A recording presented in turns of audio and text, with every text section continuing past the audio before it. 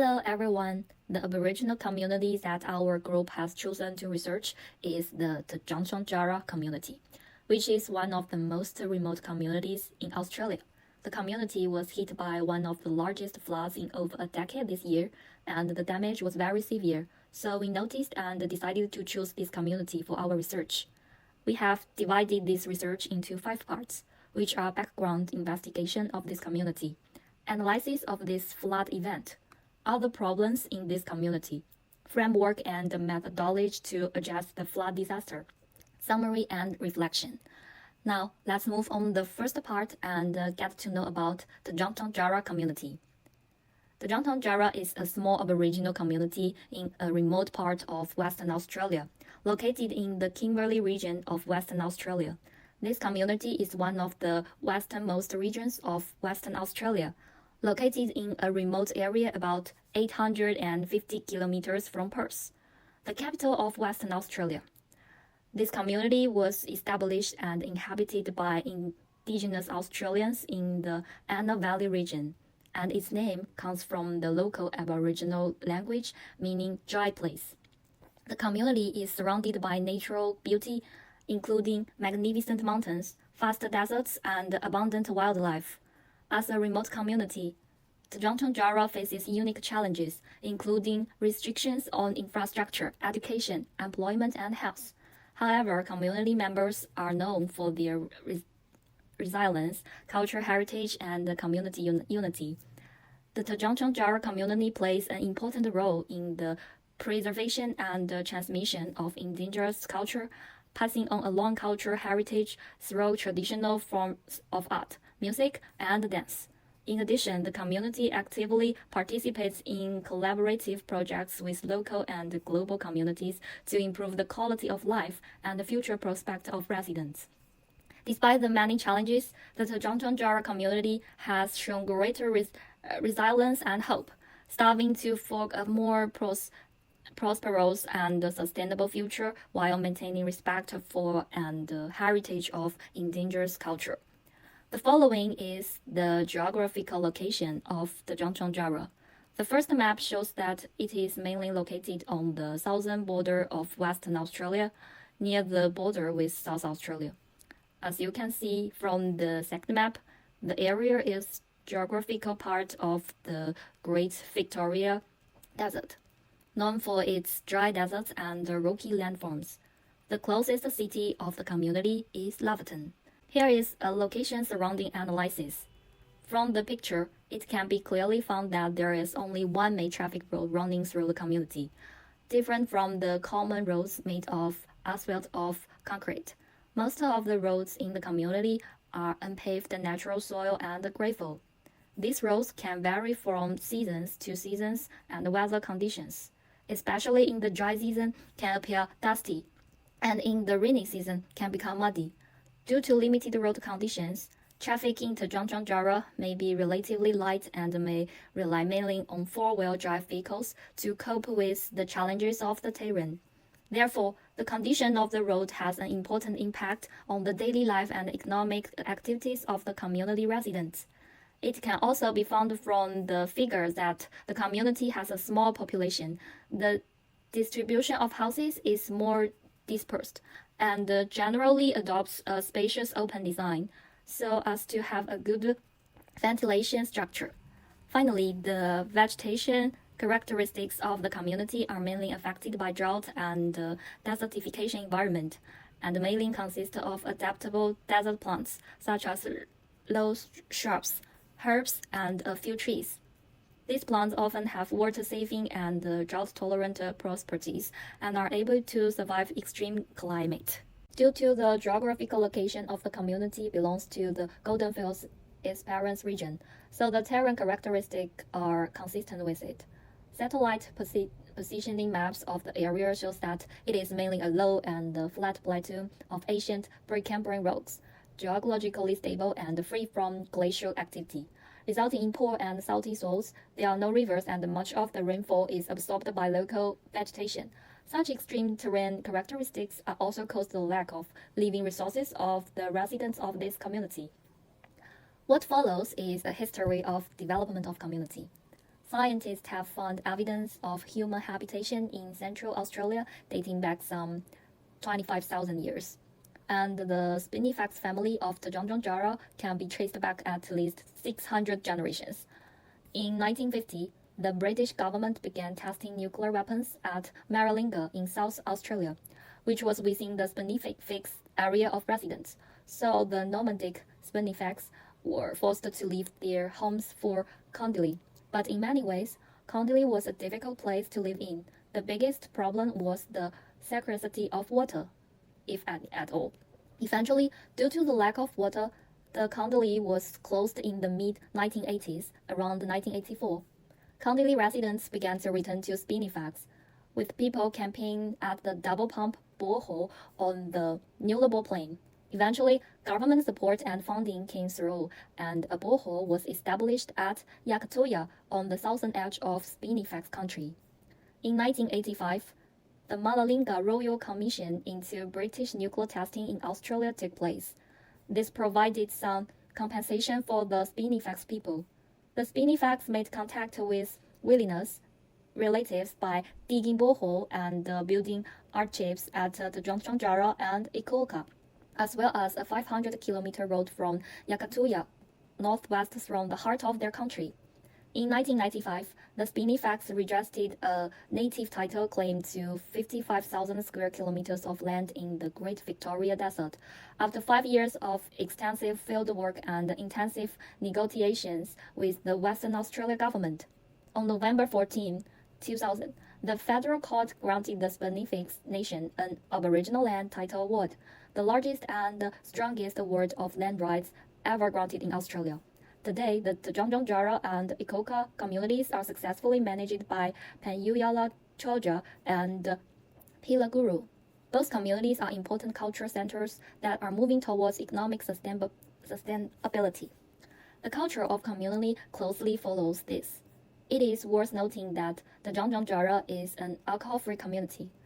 Where substance abuse and gasoline use are real, and where the community has a nutritional policy that includes no junk food, no take-away food, and a ban on sugar-sweetened beverages for children under the age of 16, so that most of the community's residents are healthy. There is little need for police in the community, so it is generally a quiet place where people feel safe. The schools in this community also offer a wide range of programs that focus on learning English through the use of Aboriginal literacy strategies, with English as their second language. The main language in the Zhangzhang is Pitjantjara. The community's economic development is based on two main resources. One is the government funding support, and the other is community's own very famous cultural programs. In May 2019, the state government funded 503,789 to install a Wi-Fi mesh network to enhance the community's remote communication services. In 2018, the state government announced a capital injection of 23.8 million into the Zhangzhang to significantly improve the community's housing and infrastructure, while engaging Aboriginal business and supporting Aboriginal employment. The government's 77,000 granted to Aboriginal rangers was used to recruit 4 female rangers under the Seed Woman program.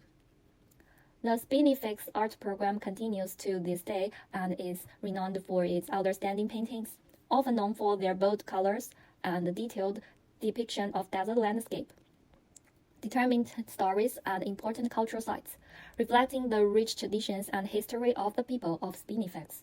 The project plays a vital role in the community by providing economic opportunities and a source of income for the artists and their families. Next, we describe the infrastructure in the Zhangzhang region.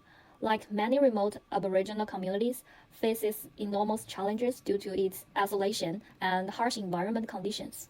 Firstly, there is no police station in the Zhangzhang. The nearest police station is in the Kalgoorlie, about 660 kilometers from the Zhangzhang. Regarding drinking water, the average daily drinking water production in the Zhangzhang district is 24,800 liters, below the minimum requirement of the district's population. However, the quality of drinking water is good. In the area of education, the Zhangjiang region formally established its school in 2008, which is administered by the Western Australia Department of Education and provides education for students from years 1 to 10. In terms of transport, the Zhangjiang is very remote and the internal and regional road network is unmanaged and poorly maintained. In terms of food, there are shops in Zhangjiang that sell basic staples brought in from Kalgoorlie. A truck delivers food to the community once a fortnight. In terms of health, the Spinifex Health Service is an Aboriginal health service that provides culturally appropriate and comprehensive primary health care, and medical facilities are not very adequate. In respect of housing, the Zhangjiang has 22 houses within the living area. There are still some uninhabitable houses and the housing facilities are not adequate. Unregulated power is provided by a 160 kilowatt diesel generating system. In addition to employment and business opportunities, there are very limited open market employment opportunities in the community. The closest employment center is Kalgoorlie. Employment opportunities are provided by local arts programs, heritage and land management, and some regional mining. Regarding governments, TAC is the amalgamated community council that governs the area. As far as tolerances are concerned, the municipality of Zhangjiang has reliable telecommunication service. Mail is followed in once a week. In the field of drainage, there is no drainage system in the settlement, and the lack of the drainage system is exacerbated by the lack of clarity in the road network, resulting in the waterlogging in the community during heavy rainfall. The current population of the Zhangjiang community is 180, but the community's facilities can only support 130 people. The next topic we will discuss is the weather conditions in Zhangjiang, which has a temperate Mediterranean climate, a type of climate characterized by very low annual rainfall, large temperature differences between day and night, and a dry climate. The summer season is from December to February with maximum temperatures above 40 degrees and colder nights with temperatures around 20 degrees. Winter lasts from June to August, with daytime temperatures usually around 20 to 25 degrees. Nights can be cold with temperatures in the 20s. Nights can be very cold, with temperatures often dropping to near 0 degrees. Rainfall at the site is very low, averaging around 150 to 250 mm per year. In March 2024, rainfall at Zhangjiang increased dramatically, reaching over 40 mm in a single day. Then comes the second part, a specific analysis of this flood event. As a continental country with a vast area and sparse population, Australia often faces various natural disasters, of which flood is one of its important types of natural disasters. Floods in the northern and eastern regions are usually affected by heavy rainfall brought by the summer monsoon. The landfall or movement of tropical cyclones can cause heavy rainfall and flooding, especially along the northern and eastern coasts. Local heavy rainfall events can cause river flooding and urban waterlogging in a short period of time. Flooding can occur in all regions of Australia, but is more frequent along the northern, eastern, and western coasts. The annual raining seasons and tropical climate season are usually high flood times. On March 11, 2024, severe heavy rainfall occurred in Western Australia, and the community was found in a deep purple zone in the related picture. The rainfall was expected to be 200 mm. According to the Nice News report, the rainfall soused from March 11 to March 12, and the flood warning was issued on March 11, with a large area of flood disaster. Among them is the Zhangjiang community. Hundreds of millimeters of rain have soaked a huge section of WA in what some pastoralists are calling a once-in-a-lifetime flood event. Due to its special terrain characteristics, such a serious flood disaster occurs in this region, which is a rare emergency. The floods not only caused serious damage to the roads, but also left 7 residents missing. The group, including children aged between 7 and 17 and 3 elderly people, are believed to have left the Golden Fields city between 10 a.m. and 2 p.m. on March 10. Police say the convoy was returning home to Zhiyijin about 700 kilometers further inland since then. A largely stationary road has dumped torrential rain over the sparse landscape, causing widespread flooding and damage to unsealed roads and cattle stations. The following is a list of missing vehicles each issued by the police. Police were unable to launch a search and rescue operation in time because of the bad weather. The floods were very damaging, resulting in the inundation of the Zhiyijin area, the cutting off of roads to the outside world, lack of supplies, more than 80 people trapped, people missing, including elderly, children, and infrastructure destroyed. During the response, search and rescue efforts were hampered by bad weather and rain, which prevented search and rescue teams from reaching homes and aerial surveillance aircraft from penetrating the clouds. During the response, there was a lack of local flood warning, evacuation or rescue support, especially for the elderly, disabled, and pregnant women. Rescue teams lacked funding and adequate rescue equipment. Poor road conditions affected transport, making it impossible for vehicles to enter the Zhiyijin, and the closure of nearby roads and railway lines prevent the normal delivery of goods. The Zhiyijin is running out of supplies, especially food. Vehicles carrying supplies have been unable to enter the area and have been stranded due to heavy rains. The government has also implemented various remedial measures for the flood. Police were deployed to search for missing people. The Western Roads Organization closed part of the highway to avoid affecting more residents. The emergency coordination team of the Transportation Department made a good plan to prevent troughs in supermarkets and prepare enough food.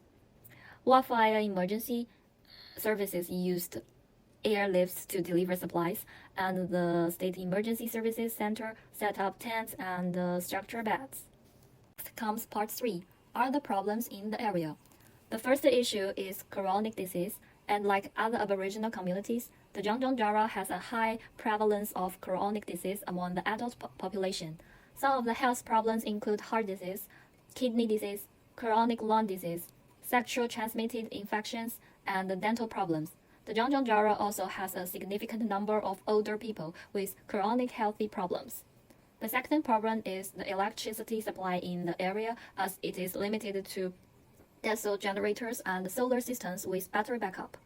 And since the community is not connected to the power supply, the Zhiyijin airport needs solar lighting. A few years ago, Papua Georgia Aboriginal Corporation partnered with Light Systems to develop a complete lighting solution to enable continuous lighting for the Zhiyijin community.